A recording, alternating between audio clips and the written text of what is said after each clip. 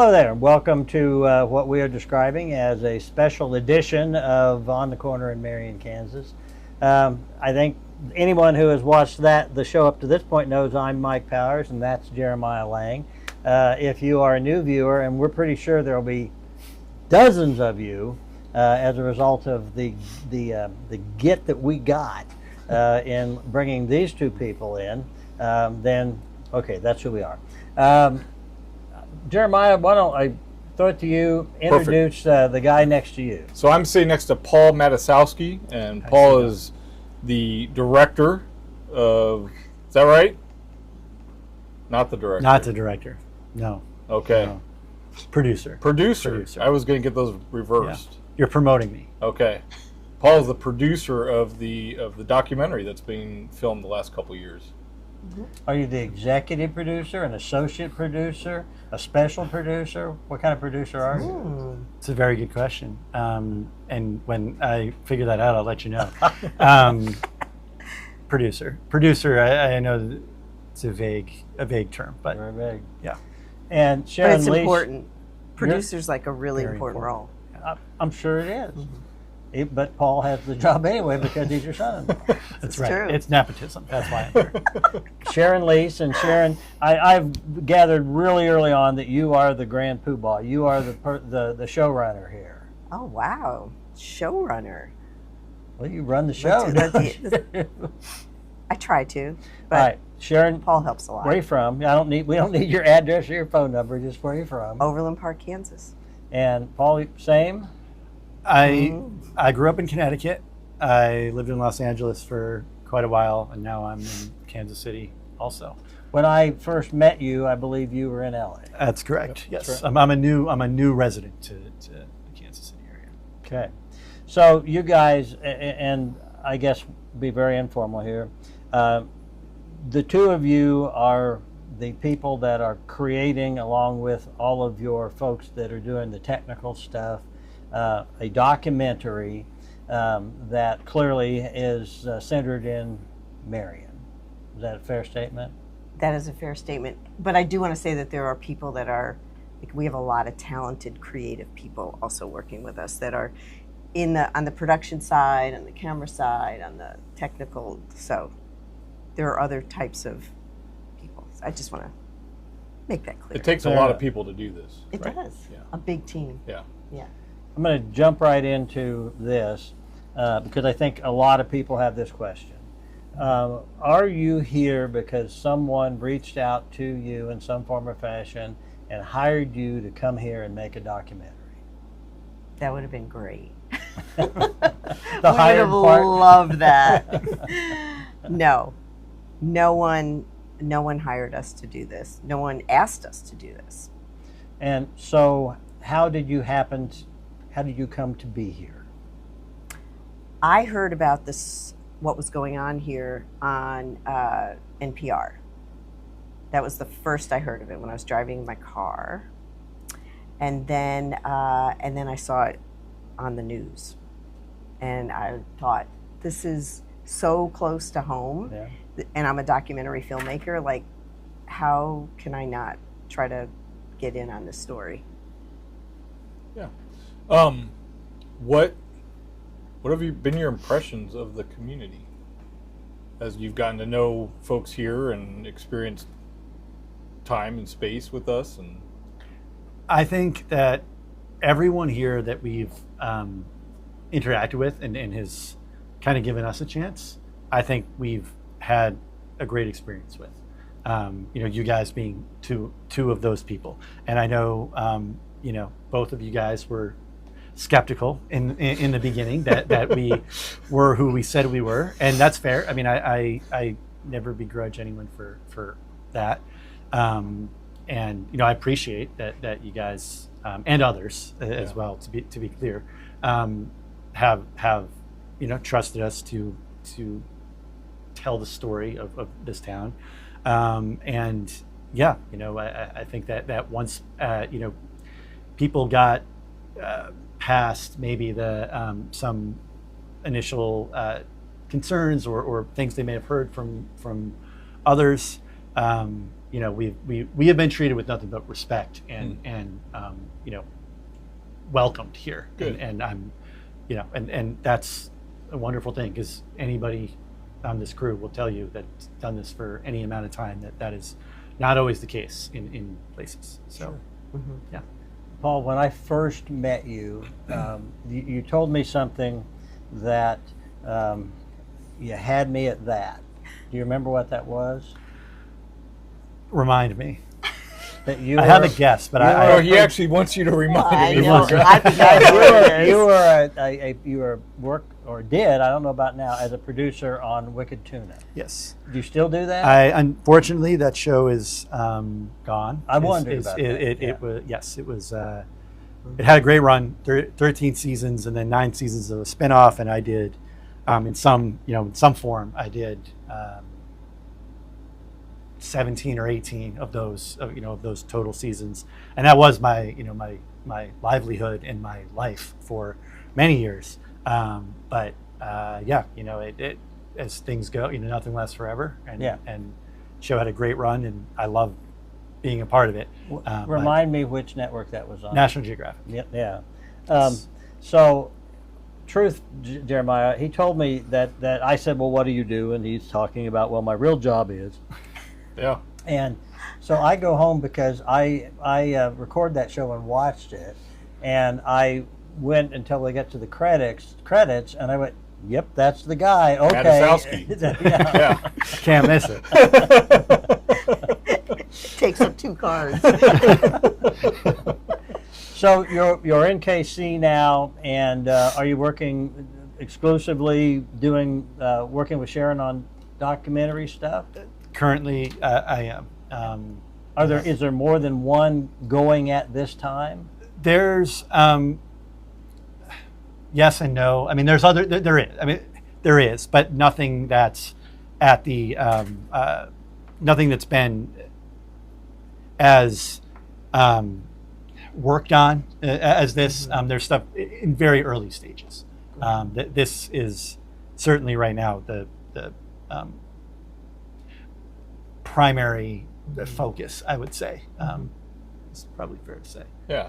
So, people saw you at Chingawassa Days last year and at other events, and I was in the pharmacy today, and they're like, "Oh, there's the camera crew's here again," and what's the timeline you guys are working with, and what can people expect in the future? Well, we still have more to film. There are other people that we'd like to interview. Anybody interested, let us know. Time out. Call 382-7111 at Gene Winkler's, and he can hook you up, and you can maybe be on a documentary. That'd be great. There you go. And we're going to continue to film, and then we did start editing. So we're trying to put it together. It's a long process. Right. It's longer than a lot of people think. And we're hoping to finish the edit by the end of the year, maybe the beginning of next year. Okay. So that's kind of where we are. And then we hope we get a distributor and that it gets out there in the world, and we're not, this room isn't the only place that gets to see it. And when you say a distributor, is that like YouTube, or is that like Netflix? Or we don't speak production language. Yeah. So. Well, you're doing pretty good. Okay. So it could be Netflix or Hulu or HBO or Max or whatever that is now, and that kind of thing. Okay. So how do you go about promoting it to them? You just send them copies and say, "Do you want to buy this?" Yeah, that's a good question, because you send them at different stages. Like you could send them a trailer. You could send them what we call selects, which are like some scenes. Like we might send this scene and say, "What do you think? Isn't this?" We don't want that. We're being interviewed about our documentary. How cool is that? So it could be something like that, and then they will decide if this is something that they're interested in putting on their air or streaming. how did you get into doing what you did? I'm sorry, I didn't mean to put my hand. That's okay. Working in production for a National Geographic show. How did Paul come to be doing that?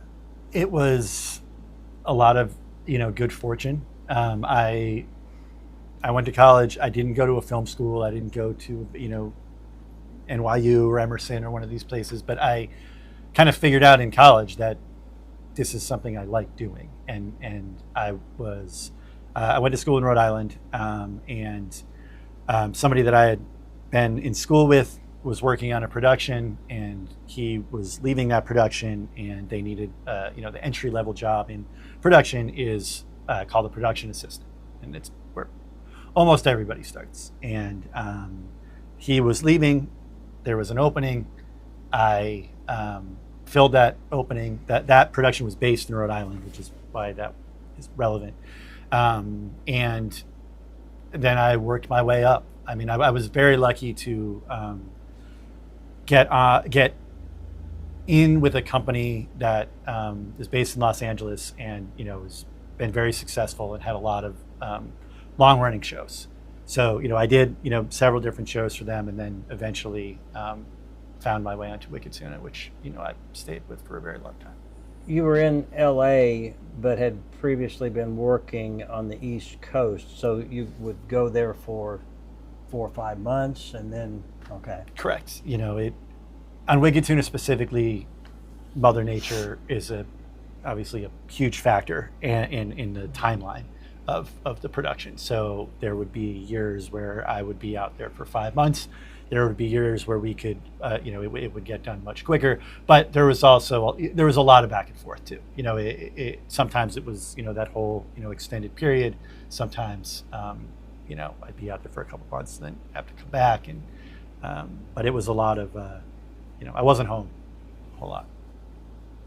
So I'm just kind of go back to the experience here in Marion. So Marion shows up on your radar, and you've read all the headlines and dove into all the material, and you show up, and what's surprised you about this community? What's met expectations? What hasn't met expectations? Well, something that really is endearing is that everyone, whatever you believe or think in the world, they love this community. And people have such a love. Like, I don't feel that way in Overland Park. Like, it's a nice place to live. I also didn't grow up there, but it's not it's sort of a community, but it's not the type of community where you walk down the street and you know everybody and you really know everybody, like know what's going on with them. Yeah. And that is really, it's charming. Yeah. It's kind of what I discovered. Sharon, what's the rules on owning a monkey in Overland Park? Okay, inside joke. You did have a monkey when you were little, right? Or I your did. mom I did. think I sent you the picture, Yeah. right? It was my brother's monkey. It's a very scary picture. I think it's very cute. Yeah, I can send it to you. You are and the you can put monkey. it on if you'd like. Okay, we'll move on from that. Paul, what surprised you about Marion or impressed you? I think definitely that as well. I was, and I remember telling my wife this the first time I came here, how, and maybe this shouldn't have surprised me, and forgive me for saying that this is surprised, but the way everything is very well taken care of. The facilities look on from the outside, and now that I've been in many of them, are very nice. Yeah. And so obviously I don't need to tell you guys this, some of them are more updated than others, right. But even ones that are older are well kept, and you walk down the street, the hotel still, every time I go in there, blows my mind. It's like, I can't believe this place is here. Oh yeah, the first time I took my parents, were like, this is in Marion, Kansas? Right. Yeah. Exactly. And it's full. Yeah. It's great. So that definitely struck me. Yeah. And continues to. And I think it does speak to when you have pride in a place, that tends to happen, I think. But I was definitely, the first time I came here, I was like, wow, I can't believe how nice it is. I mean, honestly, that is that is a feeling that I definitely had, and now I know it's nice, so I don't maybe get that surprise when I come back now. But it's it's a nice place to come and spend our time. Yeah, we're working. Sharon, how does one? You said you didn't grow up in Overland Park. Where did you grow up? Upstate New York. Okay. How do you end up in Overland Park as a documentarian? Oh wow, those are two different questions. Okay. How do you end up in Overland Park? We'll start with that. We'll break this down. Okay. That would be his wife's dad. So he and I got married and moved out here after graduate school. Where'd you go to school? University of Albany. Okay. Albany, Graduate New school as well? Mm-hmm. But I also did an MBA at UMKC. So that happened too. You did an MBA, but yet you're doing documentary. I know, go figure. Seems well, counterintuitive there. Helps with raising money. Yes. Good point. Yeah. And putting budgets together. So, yeah, that's the being in Overland Park part. And then becoming a documentary filmmaker, I was doing marketing and advertising and communications kind of stuff. And my daughter, his wife, was going into high school. And I had this idea of doing a documentary about girls going through high school for all 4 years of their experience. And so I did that while my daughter was going through high school.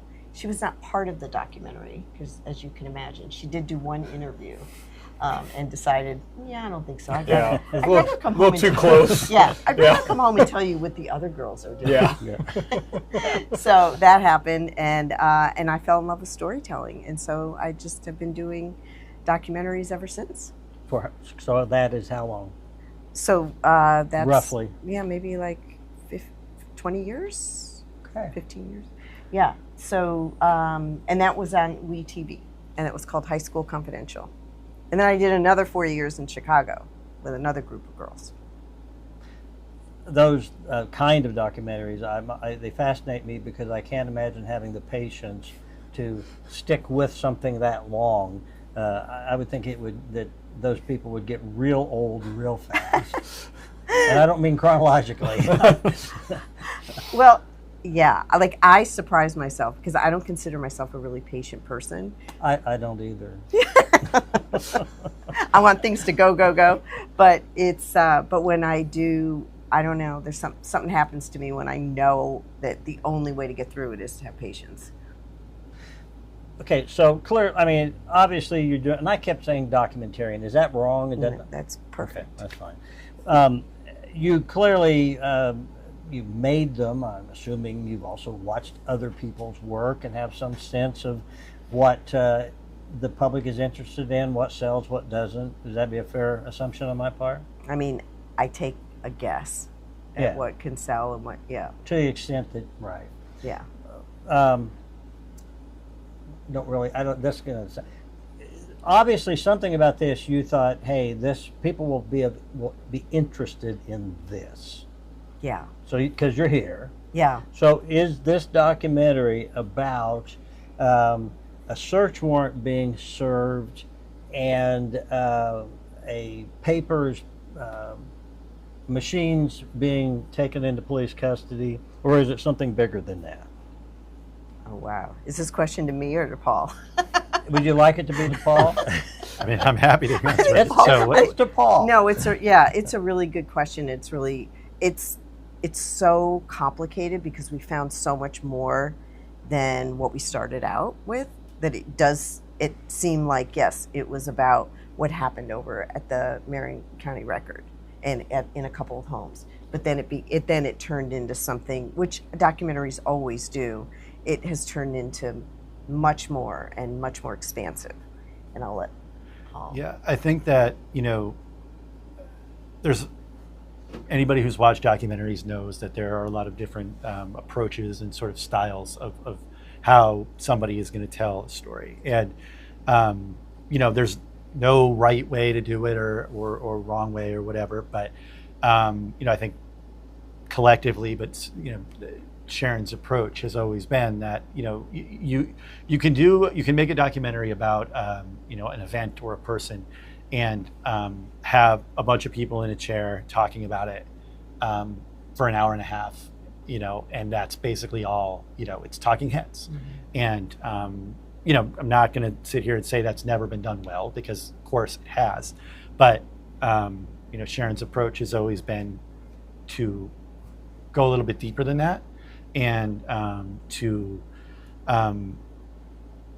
follow the story and the people in the story in the community, whatever it is, as it goes. And I think you end up learning a lot more when you do it that way. So to answer your question, I think when this started, and I think I told you this when we first talked, I'm also not going to sit here now and say like what happened on August 11, 2023 and the lead up to it isn't going to be a part of this, because quite obviously it is. And I never want to give anybody the wrong impression that isn't a fairly significant part of the whole, because it is, and it was the reason that Sharon came here in the first place. That being said, as we continue to zoom out, to use a production term, you get to, I think, understand something bigger and something about, and I'm sorry if this sounds a certain way, but something about people and the way people interact with each other, and the way decisions and history and all of these things can come together and create an atmosphere, a place, a thing, a reason for something to happen. And I think that's what correct me if I'm wrong or if you feel differently, but that's what we found. And as we work to put all of the many, many, many hours of footage we have together, that is something that comes into focus even more. You have a lot of thoughtful, intelligent people who have significant differences of opinion on many things, and we are observers to that, and that is what we do. And trying to understand and then put it out there in a way that hopefully can be enlightening to anyone who watches it is I think the end game. I mean, that's the goal at the end of this. I'll just say that one of the things that I know Paul has mentioned several times, and I think Sharon probably has as well, but as we talk, and Jeremiah, you went through one of Sharon's, it was very similar to, I think, the death march, how long marathon. Interviews where they just keep plying you with water and then not letting you leave until you talk. It's like this tunnel, like it just got darker around, and it's like. But they have made it very clear that we're friendly to each other, and I'm sure that other folks they've dealt with have been friendly with them and back and forth. But there are, they're going to not report, but they're going to what they finish with is going to represent what they have seen and feel is appropriate. And so, yes, we're kidding around, but there are no. They could stab us in the back, Jeremiah. Yeah. Yep. It's true. I mean. He said that almost as if it was intent. But if that Freudian. If we're being but if we're being honest, and that's one of the reasons that I appreciate that you guys and again, many other people have agreed to work with us and be a part of this, because at the end of the day we could and we're not going to, but you have no way of knowing that. Right. And so there does become a level of trust that is required, because that's all we have. Mm-hmm. And again, I anybody who sits down for an interview, kind of lets us into their world, regardless of what their point of view is. We appreciate that you're trusting us to not then turn around and make you look stupid or make you look bad or whatever it may be. That's not to say that when the thing comes out, What? you guys are going to love everything that's in there, because that's awesome. What do you look at me just when you thinking said of a make you thing- look stupid? Because that's just the kind of thing you would say. Oh, You might make okay. yourself look stupid. I asked you to make me look tall and handsome, and you said you couldn't. Boy, that is do an uphill battle. No, I said I could. it. Actually, I think you did say you could. Last shot, Jeremiah. I appreciate you guys sitting down with us and letting us ask you guys some questions, and I think it's Mike and I were joking earlier, if there was if there's going to be like a world premiere in Marion, Kansas, would we go? Would we not go? Would we have to slink down in our seats as the show goes, or sneak out of where it's being shown at? Like you said, we don't know what the outcome, what you guys are going to produce. We don't know what the final cut's going to be, but as you point out, we're part of a number of people in this community that love this town. I'm like Chris said, he's a transplant. I'm a transplant here. It'll be 20 years in November. We're all transplants. Mike's a transplant. Everyone involved. Yeah. In this is. And we've all found a place that we love and that we call home, and we're thankful that you guys have come and are shining a light on some of the aspects of what we love. This is kind of cheating, but I don't care. What should we have asked? I'm going to have both of you respond. What should that's a we good have question. asked that we failed to ask? And we'll start with you, Paul. You should be a producer director. That is the last Well, question I have we a always I do. ask. I have a Really? question for you. Okay. Yeah. When we're wrapping up here. But Can we get some shots that way too? Oh, look at this. Other people don't know that. Look we're- at this. She's we're- directing her crew. like just from that direction, just like what the production staff is doing. Oh, like right there is fine. Yeah, I'm like, thank you. It's like a guy retiring and throwing his own Tell you roast. what. I'm working. Dude, bossy. My gosh. She's a director is what she is. Okay, can you want to? she's the director. Yes. Right. You're the She's producer. the director. I'm a producer. A producer. A producer. Boy, I'm terrible at this. Again, you promoted me, so I have no problem with it. No, that's a very good question. What I think that it's. And you did ask. I mean, you did ask this question, but I guess I just feel like it's important to reiterate this, that this is independent filmmaking. This is what we're doing. This is a independent film in every sense of the word, and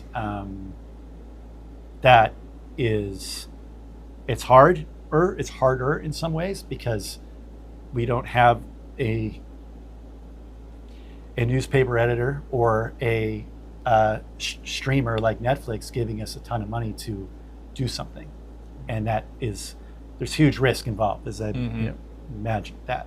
But the positive is we control the narrative. No one is telling us what to do, and I just think that is very important to make clear that this is, at the end of the day, this is Sharon's story and vision, and Well, you too. and it's a team. It's a team. Yeah. It absolutely is a team. Mhm. But And Sasha and Alexander. yes, there's Jackson. but there is no sort of invisible hand Yeah. pushing us in a certain direction. And yeah, I just think that's important to make very clear to everyone. Is your answer different or the same? Well, I agree with that, but I have other things to say. Good.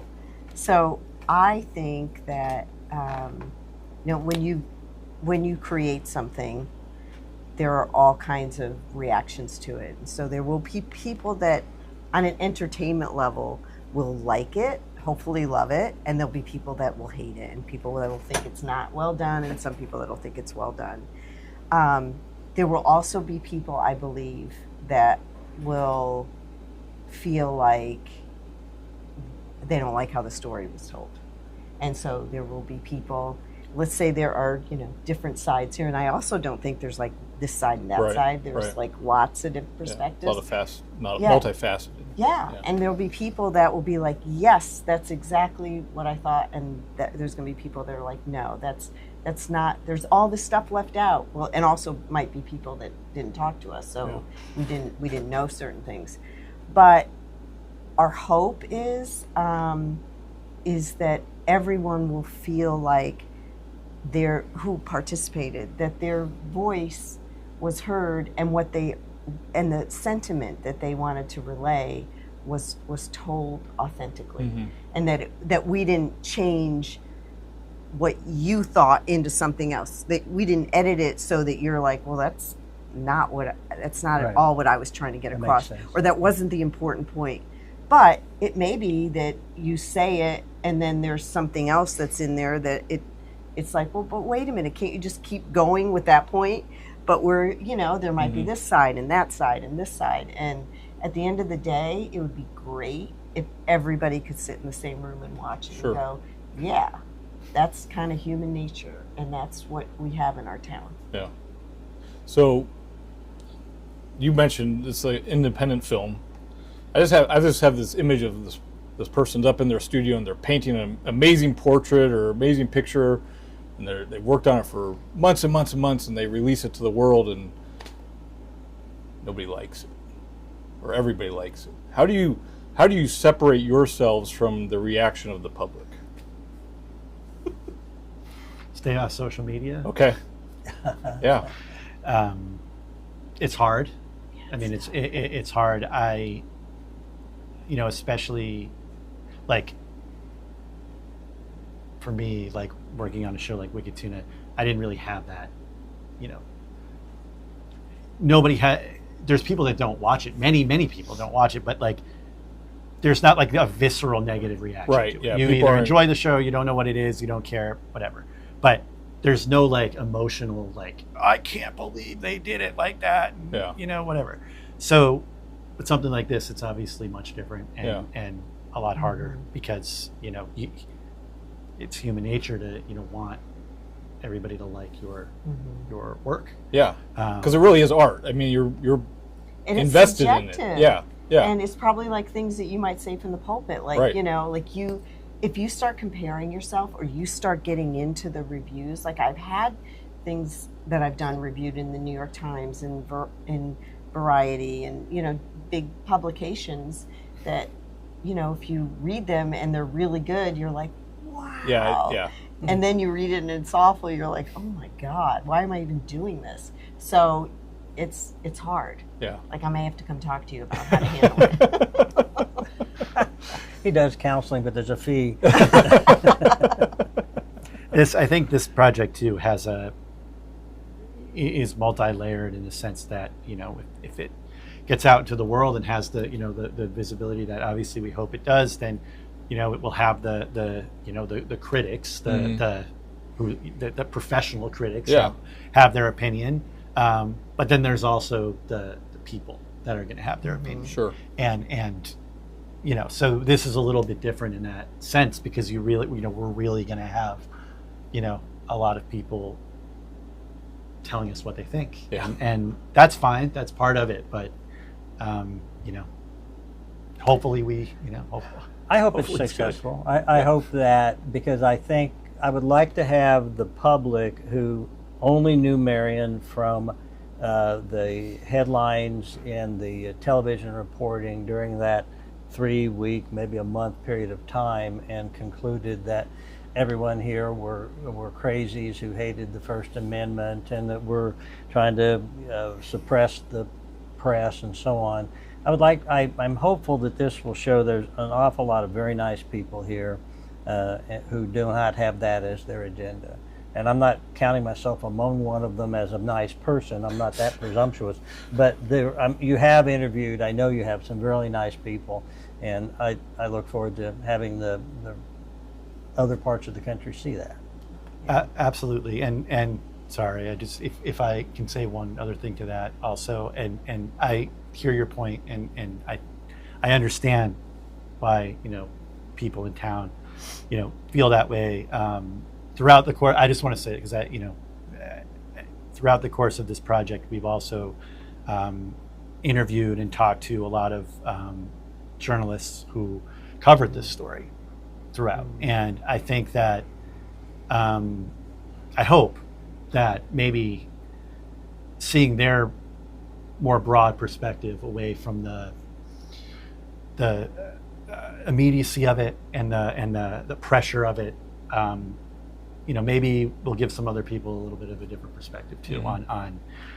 on not to say that there's nobody out there who has an agenda and they're going to go out and try to get somebody, but there are also a lot of very good reporters out there who I think tried their best with this, and I hope that through what we're doing, maybe there could be some understanding from that side too. Maybe not. I don't know. I guess time will tell. Sure. But we have, when we say we've interviewed anybody who's willing to talk to us, we have interviewed everyone who is willing to talk to us. Right, which even if they don't show up in the final cut, because this is probably going to be 90 minutes, Right. and we have hundreds of hours, Yeah. it still goes into our processing of the situation. So, we're grateful for everybody who really participated and kind of let us know what they were thinking. Well, I'm pretty sure this is good for 2 hours. Real quick, my last question. How many people will have, when this is done and it's wrapped, I envision, in a big metal spool of film, which of course it's not going to be. Not anymore. But how many people will have been involved in making it happen? Oh, wow. That's a great question. We don't want names. No, right. Over 100. Wow. Holy smoke. Yeah. You got anything else? I don't. Again, it's been a pleasure sitting down with you guys. Well, thank you. Yeah. Thank Thank you. Good Thank you, luck. guys. Let us know when it comes out. When so we have can, to move. We will. Yeah. we will call every network that we're subscribed to and tell them you've got to buy this, or maybe we won't. Do you guys, I have a quick question for you guys. Are you familiar with, or do you listen to Mark Maron at all? I'm a subscriber to his podcast. Okay. You are? Doesn't surprise. I'm surprised you're my surprised, to favorite. be honest with you. Well, the reason I bring it up is so you probably know that he's retiring from his podcast after 16 years. Did not know that. Okay, so he just announced that, and now I think we found what the cultural replacement is going to be. The corner. The corner. On that note, thank you, folks, and we hope to see you on the corner sometime soon.